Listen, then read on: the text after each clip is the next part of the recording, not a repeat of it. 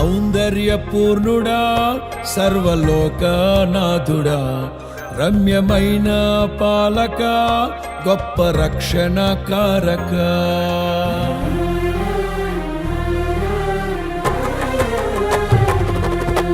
సౌందర్యపూర్ణుడా సర్వలోకనాథుడా, రమ్యమైన పాలక, గొప్ప రక్షణ కారక.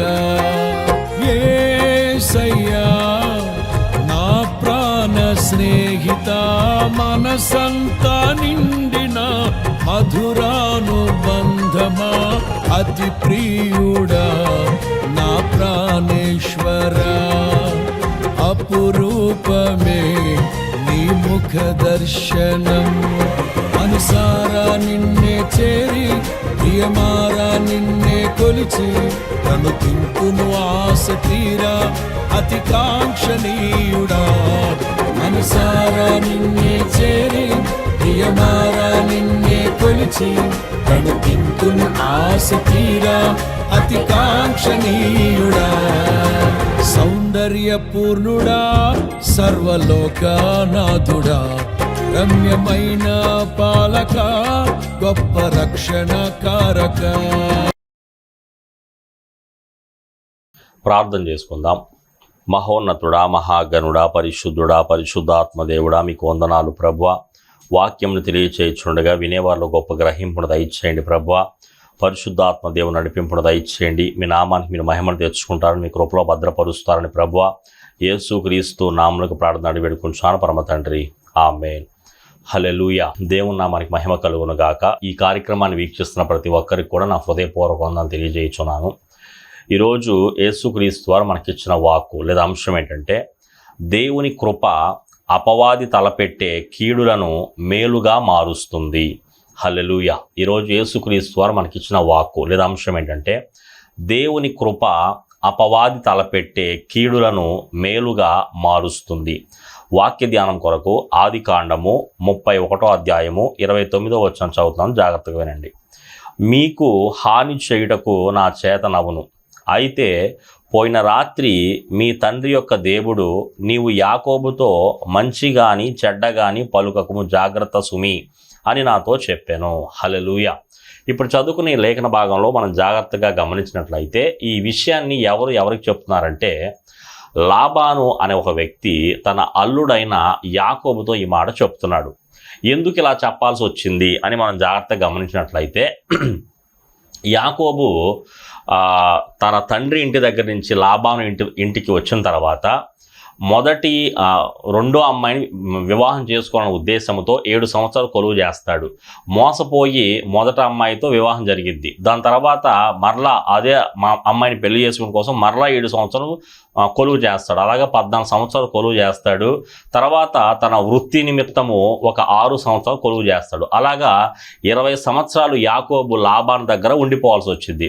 సో లాబాను పెట్టే టార్చరు లేకపోతే లాబాను విసిగించే విధానము మరి యాకోబుకు నచ్చక ఇక్కడి నుంచి ఎలాగైనా వెళ్ళిపోవాలని ఉద్దేశిస్తున్నప్పుడు దేవుడు ఒక దర్శనాన్ని ఇచ్చి, నీవు ఇక్కడ ఉండాల్సిన అవసరం లేదు, నీ తండ్రి ఇంటికి వెళ్ళమని దేవుడు యాకోబుతో చెప్పినప్పుడు ఈ సంఘటన తన ఇద్దరు భార్యలను మరి ఒక పొలానికి పిలిచి ఆ పొలంలో వీళ్ళందరూ కూడా డిస్కషన్ చేసుకొని మరి అందరూ కూడా ఒకటే మాట మీద ఇంకా బయలుదేరదామని ఒప్పందం చేసుకొని ఇక బయలుదేరతారన్నమాట. అయితే లాబాను ఒకరోజు గొర్రెల బొచ్చు కత్తిరించడం కోసం వేరే ప్రాంతానికి వెళ్తాడు.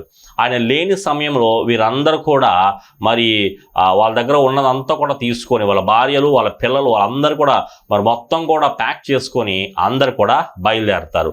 బయలుదేరిన తర్వాత 3 దినముల ప్రయాణం తర్వాత గిలాదు అనే ఒక ప్రాంతానికి వస్తారు.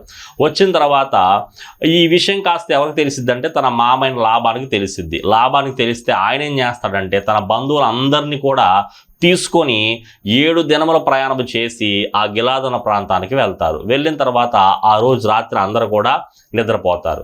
నిద్రపోయినప్పుడు లాబానికి కలలో దేవుడు కనిపిస్తాడు. ఏమని చెప్తా అంటే కనిపించి, ఇదిగో రేపు పొద్దున నువ్వు యాకోబుతో మంచి కానీ చెడ్డ కానీ పలకడానికి వీల్లేదు, జాగ్రత్త అని చెప్పి ఒక వార్నింగ్ లాగా కలలో కనిపించి దేవుడు లాబానికి తెలియజేస్తాడు. తెలియజేసిన వెంటనే పొద్దున్న లేచిన తర్వాత లాబాన్ ఏమంటాడంటే, నాకు చెప్పకుండా నువ్వు ఎందుకు వచ్చేసావు, మరి నా మనవరాల్ని మరి ముద్దు పెట్టుకోనివ్వడానికి కూడా అవకాశం లేకుండా పిచ్చి పట్టినట్లు ఇలా చేశావు నువ్వు, ఇది ఎంతవరకు కరెక్ట్ అని చెప్పి ఆయన అడుగుతూ ఉంటాడు. దాని తర్వాత ఇక్కడ జరిగిన ఒక సంఘటన ఏంటంటే, వీళ్ళు బయలుదేరేటప్పుడు రాహేలు ఏం చేసిద్దంటే కొన్ని విగ్రహాలు దొంగతనం చేసి అక్కడ దొంగతనంగా పెట్టుకొని అక్కడి నుంచి వస్తుందన్నమాట. వచ్చినప్పుడు అక్కడ ఏం జరిగిద్దంటే యాకోబుకి ఈ సంఘటన తెలియదు. అయితే ఇప్పుడు లాబాను వచ్చి అదే అడుగుతాడు, ఇదిగో మా ఇంటి గృహదేవతలను మీరు దొంగిలించారు, ఎందుకు దొంగిలించి తీసుకొచ్చావు అని యాకోబుతో అడిగితే యాకోబు అంటాడు, నేను సర్వశక్తిగల దేవుడిని నమ్ముకునే వ్యక్తిని, నీ విగ్రహాలతో నాకు పని ఏంటి, ఆ విగ్రహాలు నువ్వే వెతుక్కో, ఎవరి దగ్గర దొరికితే వాళ్ళు నేను చంపేస్తానన్నట్లుగా మరలా లాబానికి చెప్తాడు యాకోబు. చెప్పిన వెంటనే లాబాను అందరి దగ్గర వెతుకుతాడు అనమాట. అందరి దగ్గర వెతుకుతాడు. రాహేలు దొంగతనం చేసిన సంగతి యాకోబుకు తెలియదు. అందరి దగ్గర వెతుకుతా ఉంటే రాహేలు ఏం చేసిద్దంటే ఆ దొంగతనం చేసిన ఆ విగ్రహాల్ని ఒంటె సామాగ్రిలో పెట్టి దానిపైన ఏమో కూర్చుంటుంది అనమాట. ఈ లాబాను అన్ని గుడారాల్లోకి వెళ్ళి వెతుకుతూ ఉంటాడు, ఎక్కడ కూడా దొరకదు. అయితే మొత్తానికి రాహేలు గుడారానికి వస్తాడు వెతుకుదామని. అంతా వెతుకుతూ ఉంటాడు. అయితే రాహేలు తెలివిగా ఏమంటదంటే, తండ్రి నేను కడగా ఉన్నాను, మీరు వచ్చారని చెప్పి నేను లేవలేదని చెప్పి మీరు కోప్పడొద్దు, నేను కడగా ఉన్నాను అందువల్ల లేవలేకపోతున్నానని చెప్పి అలా కవర్ చేసిద్ది అనమాట. మొత్తానికి ఆయన కూడా ఆ ప్లేస్ తప్ప మిగతా ప్లేసులతో ఎత్తుక్కొని మరి ఎక్కడ కూడా అది దొరకదు. అందువలన వస్తాడు. వచ్చిన తర్వాత యాకోబుతో అంటాడు, యాక్చువల్గా నేను వచ్చిన ఉద్దేశం ఏంటంటే నేను నీకు హాని చేయాలన్న ఉద్దేశంతో వచ్చాను. కాకపోతే ఏం జరిగిందంటే నిన్న రాత్రి దేవుడు నాతో మాట్లాడాడు, యాకోబుతో మంచి కానీ చెడ్డ కానీ పలకొద్దు, జాగ్రత్త అని చెప్పి నీ దేవుడు నాతో మాట్లాడాడు, నీ తండ్రి దేవుడు నాతో మాట్లాడి నన్ను గద్దించాడని చెప్పి యాకోబుకి అసలు విషయం చెప్తాడు. చెప్పిన తర్వాత వీళ్ళిద్దరు కూడా ఒక ఒప్పందానికి వస్తారు. ఏంటి ఆ ఒప్పందం అంటే, యాకోబు ఒక స్తంభాన్ని నిలబెడతాడు. స్తంభాన్ని నిలబెట్టి అక్కడ తన బంధువుల్ని రాళ్ళను పరచమని చెప్తారు. అక్కడ ఒక రాళ్ల కుప్పని ఏర్పాటు చేస్తారన్నమాట. ఆ రాళ్ల కుప్పకి మనం జాగ్రత్తగా చూసినట్లయితే అరామిక్ భాషలో దాన్ని ఏమంటారంటే ఎగర్ సెహదూత అంటారు. ఓకేనా, ఇది లాబాను పెడతారు ఆ రాళ్ల కుప్పకి పేరు. దాని తర్వాత యాకోబు ఏమని పేరు పెడతాడంటే గలేదు అని పేరు పెడతాడనమాట. అయితే దానికి ఇంకొక పేరు కూడా ఉంది, ఏంటంటే మిస్పా అని పేరు. మిస్పా అన్న పేరుకి అర్థం ఏంటంటే నాకు నీకు మధ్య జరుగునది యెహోవా కనిపెట్టుచున్నాడు అని అర్థం వస్తుంది అనమాట. అయితే వీళ్ళ ఒప్పందం ఏంటంటే ఈ సాక్షి కుప్పగా లేకపోతే ఈ రాళ్ళ కుప్ప సాక్షిగా మన మధ్య జరుగుతున్న ఒప్పందం ఏంటంటే నీవు మా మీదకి వచ్చి దాడి చేయడానికి వీల్లేదు, మేము మీ మీదకి వచ్చి దాడి చేయడానికి వీల్లేదు, దానికి సాక్షిగా ఈ రాళ్ళ కుప్పని ఇక్కడ ఏర్పాటు చేస్తున్నాము అని చెప్పి ఒకరొకరు ఒప్పందం చేసుకొని ఈ లాబాను తన మనవళ్ళందరినీ కూడా ముద్దు పెట్టుకొని వాళ్ళందరినీ కూడా మరి ప్రేమగా కౌగులించుకొని అక్కడి నుంచి మరలా తిరిగి వెళ్ళిపోతాడనమాట. ఇక్కడ జరిగిన సంఘటన ఇది. అయితే ఈరోజు మరి ఇక్కడ జరిగిన సంఘటన ద్వారా దేవుడు మనతో మాట్లాడాలనుకుంటున్న మాట ఏంటంటే, దేవుని కృప అపవాది తలపెట్టే కీళ్లను మేలుగా మారుస్తుంది. అయితే యాకోబు మరి దేవుణ్ణి నమ్ముకున్నాడు, మరి దేవుడు తన జీవితంలో ఎన్నో మేలులు చేశాడు. అయితే మరి లాబాను వలన ఎన్నో కీడులు ఆయన అనుభవించాల్సి వచ్చిందనమాట. అయితే ఆయనకి తెలియని ఒక విషయం ఏంటంటే, మరి అక్కడి నుంచి అక్కడికి వెళ్ళిపోయిన తర్వాత మరి దేవుడు లాబానుతో మాట్లాడతాడని, లాబాన్ని గద్దిస్తాడని చెప్పి యాకోబు ఎక్స్పెక్ట్ చేయలే. లాబాను వచ్చినప్పుడు ఈయనకి ఎంతో కొంత టెన్షన్ ఉండే ఉంటుంది. అయితే ఈ అపవాది తలపెట్టే కీడులు దేవుడు ఏం చేస్తాడు, మేలుగా మారుస్తాడు అని యాకోబు జీవితంలో నిరూపించాడు. మొట్టమొదటి పాయింట్ మనం చూసినట్లయితే, శత్రువుకు శక్తి ఉండొచ్చు కానీ అధికారం మాత్రము దేవునిదే. హల్లెలూయా. అయితే ఇక్కడ మనం జాగ్రత్తగా చూస్తే, మీకు హాని చేయుటకు నా చేతనవును, అయితే పోయిన రాత్రి దేవుడు నీవు యాకోబుతో మంచిగా కానీ చెడ్డ కానీ పలుకకు జాగ్రత్త సుమి అన్నాతో చెప్పాను. అంటే ఈ యొక్క లాభానికి ఉద్దేశం ఏంటి, హాని చేయాలనే లాభానికి ఉద్దేశము, కానీ హాని చేయలేదు. ఎందుకని, అధికారం ఎవరిది, దేవునిది. యాకోబు ఎవరు, దేవుని బిడ్డ. ఈరోజు అధికారానికి శక్తికి మనము ఒక చిన్న ఎగ్జాంపుల్ చూసినట్లయితే, మనం ట్రాఫిక్లో నిలబడి చాలా బలవంతుడు, చాలా కండలు తిరిగిన వ్యక్తి ట్రాఫిక్ మధ్యలో నిలబడి విజిల్ పట్టుకొని ఏదైనా లారీ కానీ ఏదైనా ఆపాలని ట్రై చేశాడు. ఎవరైనా ఆగుతారా? కనీసం చిన్న సైకిల్ కూడా ఆగదు. కానీ ఒక సన్నటి మనిషి, ఆడ మనిషి, ఒక బలహీనురాలు ట్రాఫిక్ కానిస్టేబుల్ ఆ యొక్క డ్రెస్ వేసుకొని ఒక విజిల్ పట్టుకొని అక్కడ నిలబడి చెయ్యలు ఎత్తింది అనుకోండి, ఎంత పెద్ద లారీ అయినా ఎంత పెద్ద వాహనమైనా ఆగిపోవాల్సిందే. ఎందుకని? ఆ బలవంతుడికి బలహీనరాలకి తేడా ఏంటి? ఆయన బలవంతుడు కానీ అధికారం లేని వ్యక్తి, ఈమె బలహీనరాలు అయినప్పటికీ ప్రభుత్వ అధికారం ఈమె దగ్గర ఉంది. అందువలన ఈ అధికారానికి అన్నీ కూడా ఏమైపోయినాయి? లోబడ్డాయి అన్నమాట. అలాగే ఈ అపవాదికి శక్తి ఎక్కువ. నిన్ను మైమర్పించడానికి, లేకపోతే నీ దగ్గర నుంచి మరి ఏదో పోగొట్టడానికి, నిన్ను దేవునికి దూరం చేయడానికి శక్తులన్నీ నీ మీద పనిచేస్తూ ఉంటాయి. పెట్టుకోవాల్సింది ఏంటంటే, అంతిమ అధికారం ఎవరిది? దేవునిదే. నీ ప్రాణం మీద అధికారం ఎవరిది? దేవునిదే. నీ కొరకు ప్రాణం పెట్టింది ఆయన. నీ ప్రాణం తీసుకోవాలన్నా, నీకు మరలా ప్రాణం దయచేయాలన్నా అది ఎవరి చేతిలో ఉంటది? దేవుని చేతిలో ఉంటది.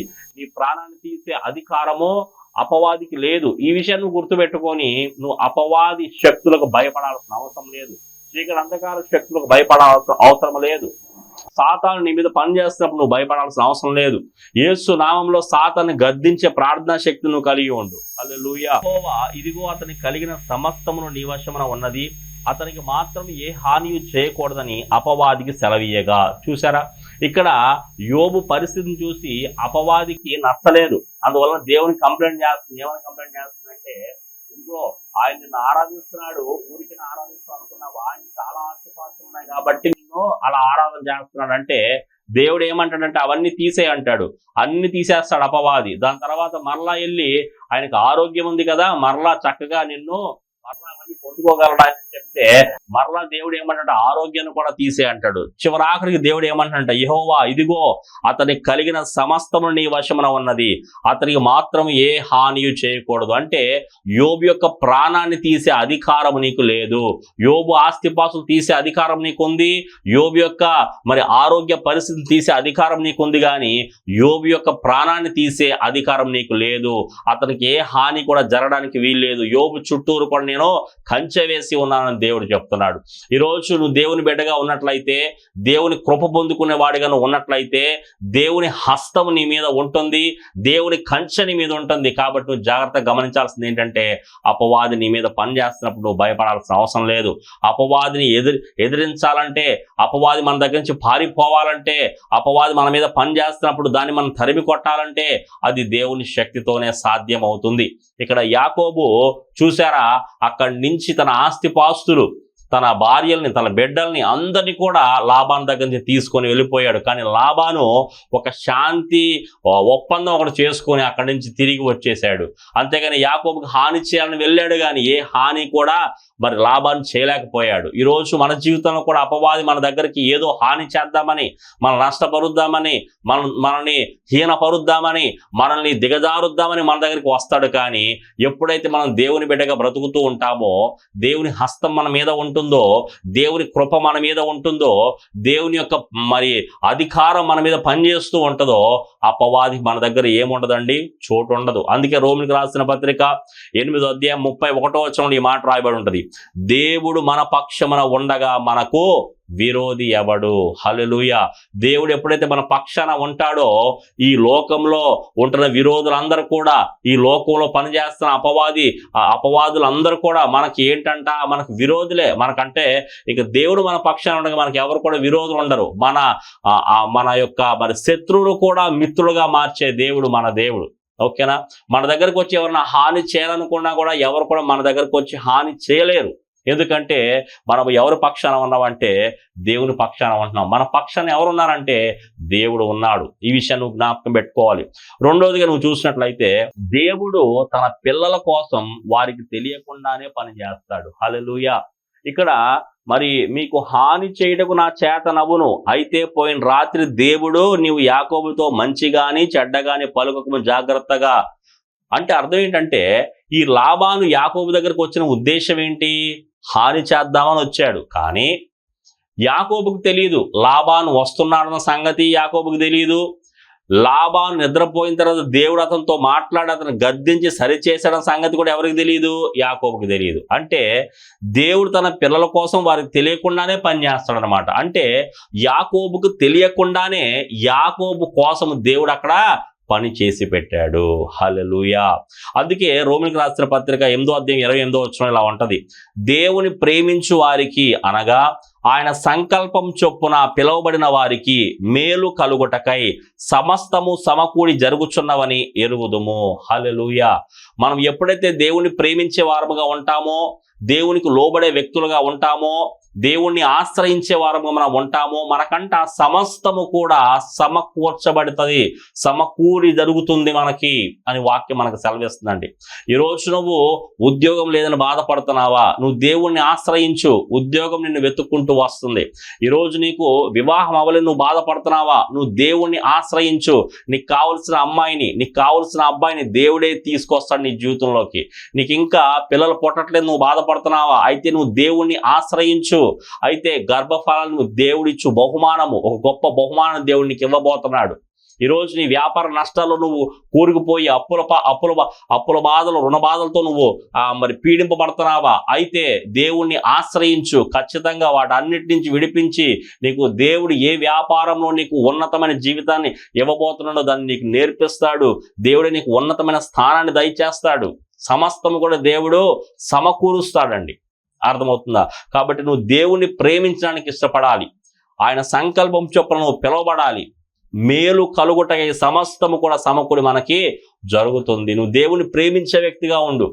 దేవుణ్ణి ప్రేమిస్తే చాలు, దేవుణ్ణి ఆశ్రయిస్తే చాలు, దేవుని దగ్గరికి వెళ్తే చాలు, దేవుని మాట వింటే చాలు, నీకు సమస్తము కూడా సమకూడి జరుగుతుందంట. దేవుడు తన పిల్లల కోసం వారికి తెలియకుండానే మనకు పని చేసి పెడతాడంట. హల్లెలూయా. యెషయా భక్తుడు కూడా ఏమంటాడంటే, నేను నీకు ముందుగా పోవచ్చు, మెట్టగానున్న స్థలములను సరాలము చేసేదను, ఇత్తడి తలుపులను పగలగొట్టేదను, ఇనుప గడిలను విడగొట్టేదను అని ఇక్కడ ఒక మంచి వాగ్దానం ఉందండి. ఈరోజు మనము దేవుణ్ణి ఆశ్రయించినట్లయితే దేవుడంట మనకంటే ముందుగా వెళ్ళిపోయి, మనం ఏ ప్రాంతానికి వెళ్ళాలో, ఎక్కడికి వెళ్ళాలి, స్కూల్కి వెళ్తున్నావా, కాలేజ్కి వెళ్తున్నావా, డ్యూటీకి వెళ్తున్నావా, వ్యాపారానికి వెళ్తున్నావా, ఏదైనా పనికి వెళ్తున్నావా, ఎక్కడికి వెళ్తున్నావో దేవుడికి ప్రార్థన చేసుకుని, దేవుణ్ణి ఆశ్రయించి, దేవుడితో కొంత సమయం గడిపి, దేవుని వరకు నమ్మకంగా జీవించే ఒక వ్యక్తి అయితే దేవుడంట నేను నీకు ముందుగా పోవచ్చు. ఆయనంట మనకు ముందుగా వెళ్తూ ఉంటాడంట. హల్లెలూయా. మనకి మరి హాని తలపెట్టే స్థలాలు, హాని తలపెట్టే మనుషులు, హాని తలపెట్టే మాటలు, హాని తలపెట్టే ప్రవర్తన కలిగిన వ్యక్తులకి దేవుడు ఏం చేస్తాడంటే సరాలము చేస్తాడు. అవి నువ్వు దేవునికి ముందర నడుస్తూ అటువంటి మాటలు నీకు వినపడకుండా, అటువంటి ప్రవర్తన కలిగిన మనుషులు నీకు ఎదురవ్వకుండా, ఎక్కడైతే నీకు నష్టం జరుగుతుందో ఆ నష్టాన్ని నీ మీదకి రానివ్వకుండా ముందుగానే ఆయన నీ ముందర నడుస్తూ ఉంటాడంట. అక్కడ మొత్తం కూడా సమకూరుస్తూ ఉంటాడు అనమాట. నీకు మొత్తం కూడా సరాలం చేస్తూ ఉంటాడు. ఇత్తడి తలుపులను పగలగొడతాడంట, ఇనుప గడిని విడగొడతాడంట. అర్థమవుతుంది. అంటే దేవుడు ఇది ఒక వాగ్దానం లాగా మనకి ఇస్తాడు అనమాట. నువ్వు ఎప్పుడైతే దేవుడిని ఆశ్రయిస్తావో, నువ్వు ఎప్పుడైతే మంచి ప్రార్థన పరుడుగా ఉంటావో, ఒక మంచి ప్రార్థన జీవితాన్ని కలిగి ఉంటావో, అయితే దేవుడు నీకు చెప్తున్నాడు, నేను నీకు ముందుగా పోవచ్చు, మెట్టగా ఉన్న స్థలములను సరాలము చేస్తాను. అంటే మన ముందు ఎవరు ఉంటారంటే దేవుడు ఉంటాడు. ఒక సరైన లీడర్ మన ముందర ఉన్నామనుకోండి, మనం వెనక చాలా సాఫీగా నడవచ్చు, మనం చాలా చక్కగా గుండెల మీద చేయబెట్టుకొని ఉండొచ్చు. మన డాడీ మంచోడు అనుకోండి, ఇల్లంతా కూడా సంతోషంగా ఉంటుంది. అదే మన డాడీ తాగుబోతాడో, తిరుగుబోతాడో, ఇంటిని పట్టించుకొని ఓడు అయితే మన ఇల్లు ఎలా ఉంటుంది? ఒక నరకంగా ఉంటుంది. అలాగే మన తండ్రి అయిన దేవుడు మన ముందర నడుస్తాడంట. ఆయన మాట ఇచ్చి మాట తప్పే దేవుడు కాదు. అడిగి ఊహించే దానికంటే కూడా అధికముగా దయచేసే దేవుడు. ఆయన చేసే కార్యాలు కంటికి కనబడవు, చెవికి వినబడవు, హృదయానికి అగోచరములు. అటువంటి దేవాది దేవుని నువ్వు కలిగి ఉన్నావు. ఆయన అంటున్నాడు, నేను నీ ముందర నడుస్తాను, నువ్వు ఎక్కడికి వెళ్తావో అక్కడ నీతో పాటే వస్తాను, నీ ముందర నేనే నడుస్తాను, నువ్వు నా అడుగు జాడల్లో నడిస్తే చాలు అని చెప్పి దేవుడు మనకి ఈరోజు సెలవిస్తున్నాడు. 3వ పాయింట్, మన జీవితంలో జరిగే మంచైనా చెడైనా దేవుడు అనుమతించాల్సిందే. హల్లెలూయా. ఎప్పుడైతే నీ జీవితంలో మంచి జరుగుతుందో ఇది దేవుడు అనుమతిస్తున్నాడు అనుకుంటావు, కానీ నీ జీవితంలో జరిగే చెడును కూడా ఎవరు అనుమతిస్తున్నారు తెలుసా? దేవుడే అనుమతిస్తున్నాడు. ఎలా చెప్పగలరు అంటే, విలాప వాక్యములు 3వ అధ్యాయం 38వ వచనం చదవండి. మహోన్నతుడైన దేవుని నోట నుండి కీడును మేలును బయలు వెల్లును కదా అని రాయబడి ఉందండి. హల్లెలూయా. ఎప్పుడైతే మన జీవితంలో జరిగే మంచైనా చెడైనా దేవుడు అనుమతించాల్సిందే అని తెలుసుకున్న నీవు ఇంకో విషయం తెలుసుకోవాలి. దేవుడు ఇప్పటిదాకా మంచి అనుమతిస్తాడేమో, చెడు అనుమతించడేమో అని అనుకుంటున్నాం మనం. కానీ మన జీవితంలో జరిగే మంచైనా చెడైనా ఎవరు అనుమతించాలంట? దేవుడే అనుమతించాలంట. ఇప్పుడు మంచి దేవుడు అనుమతిస్తాడు అన్న క్లారిటీ మనందరికీ ఉంది. మరి చెడును దేవుడు మన జీవితంలోకి ఎందుకు అనుమతిస్తాడు అని అంటే, నువ్వు ఎప్పుడైతే ఈ భూమి మీద ఉండగా అపవాదితో సహవాసం చేస్తావో, అపవాది క్రియలు నీలో కనపడతాయో, ఎప్పుడైతే చెడు మార్గాలు నువ్వు ఎంచుకుంటావో, దేవుడు నీ ముందర 2 మార్గాలు పెట్టాడు. ఒకటి మంచి మార్గము, ఒకటి చెడు మార్గము, ఒకటి ఆత్మీయ మార్గము, ఒకటి లోకానుసారమైన మార్గము. నువ్వు ఏ మార్గాన్ని ఎంచుకుంటావు?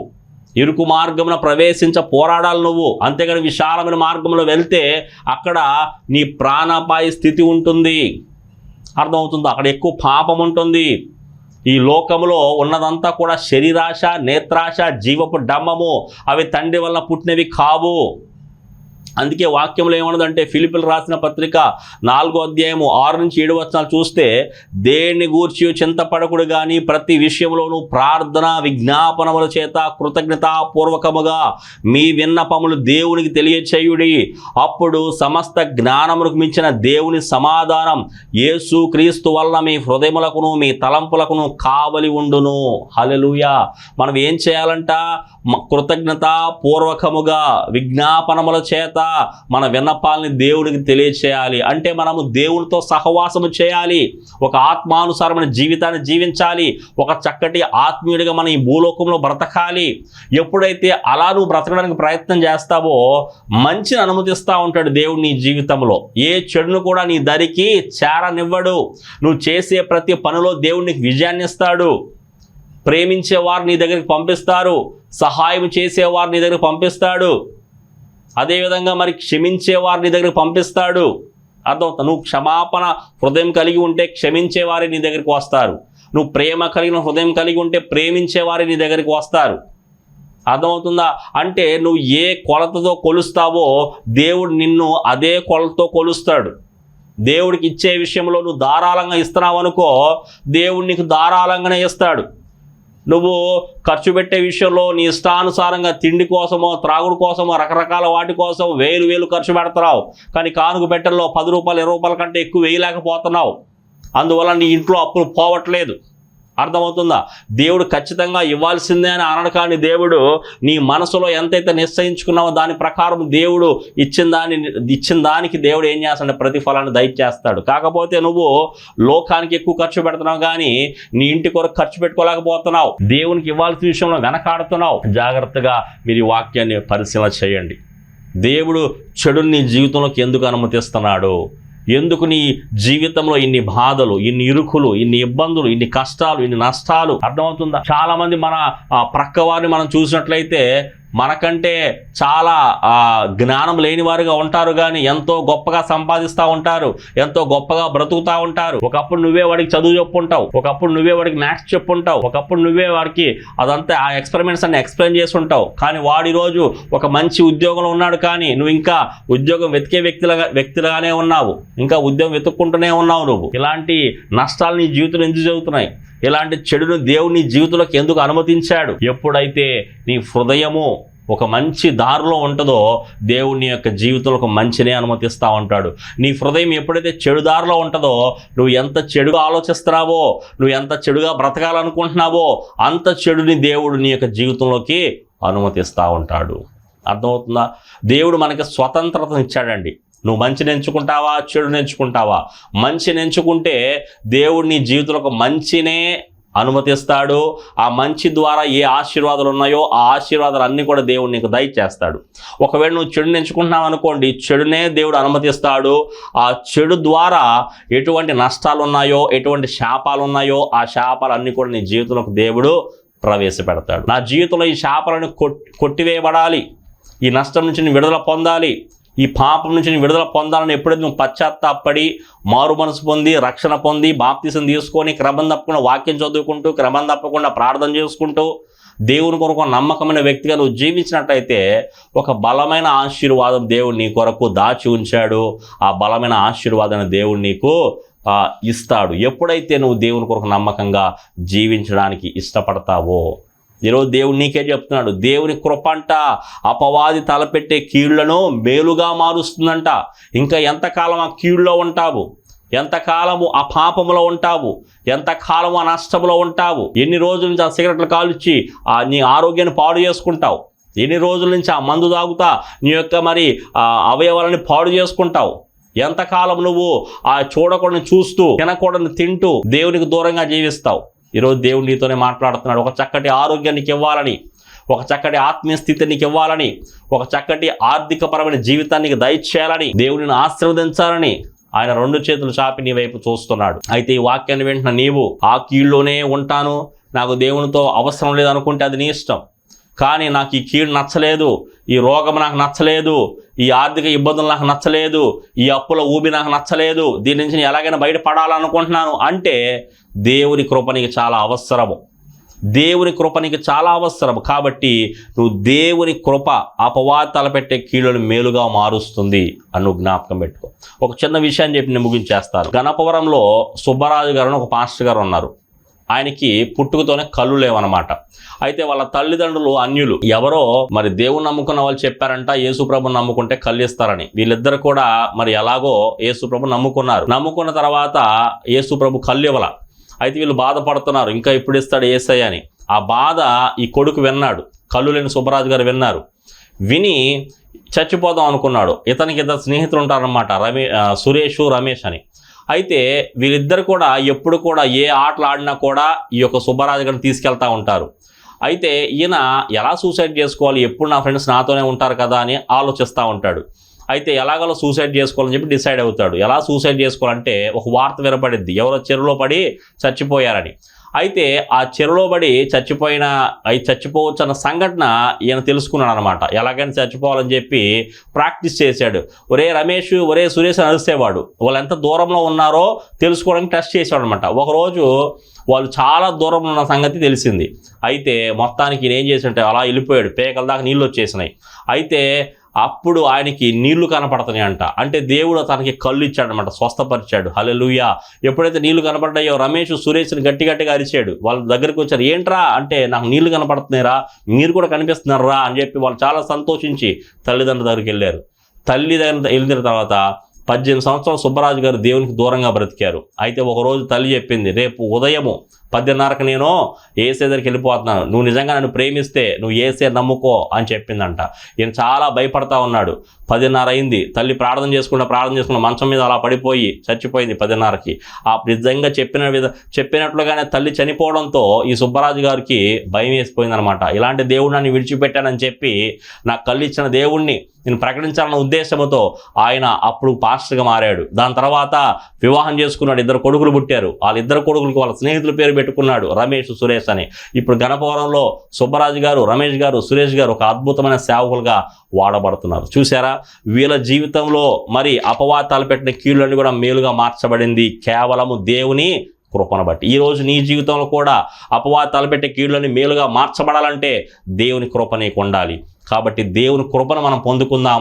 మంచి ప్రార్థన పరుడుగా, మంచి ప్రార్థన వీరులుగా ఈ భూమి మీద మనం జీవిద్దాం. ప్రార్థన చేసుకుందాం. సర్వోన్నతుడా, సర్వాధికారి, సర్వ సృష్టికర్త, మీకు వందనాలు ప్రభువా. అపవాది తలపెట్టే కీళ్ళను ప్రభువా మరి మీ కృప ద్వారా మేలుగా మారుస్తారని ఈరోజు మాతో మాట్లాడారు. మేము ఖచ్చితంగా ఒక చక్కటి ప్రార్థన జీవితాన్ని కలిగి మీ నామానికి మహిమకరంగా జీవించడానికి సహాయం చేస్తారని యేసుక్రీస్తు నామములో ప్రార్థన అడిగి వేడుకుంటున్నాను పరమ తండ్రి. ఆమేన్.